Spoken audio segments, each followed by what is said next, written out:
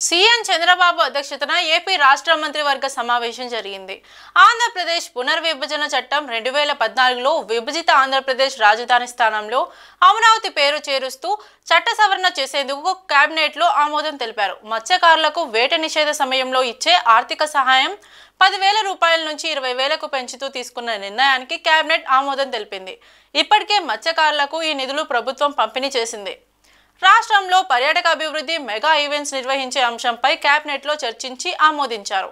Municipal శాఖ 281 పనులకు hybrid unity విధానంలో చేపట్టేందుకు కేబినెట్ సమావేశంలో ఆమోదించారు.